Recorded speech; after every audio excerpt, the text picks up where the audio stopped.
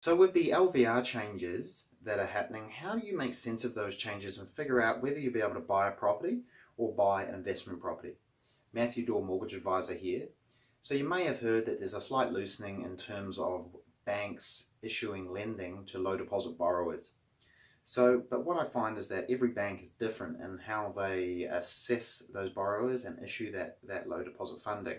One bank, for example, will not go above 80% LVR regardless of who you are, and that's just the funding constraints that they're under at the moment, and they're choosing to use that funding for other purposes.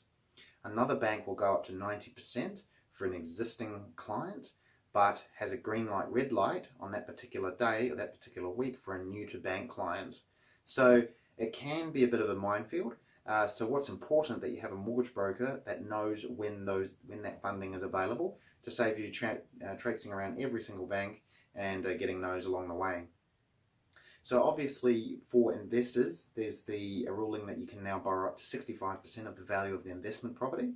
But across both types of property, for investors and for homeowners, there's exemptions. So if you buy a new property, you won't have those restrictions. Also, if you're a first home buyer, you've got exemptions with welcome home loan, which means you only need 10% deposit, and you may be able to contribute your KiwiSaver savings and also a Home Start grant towards your deposit. So if you'd like to make sense of any of the changes that are happening, please get in touch and I'll be happy to answer any questions.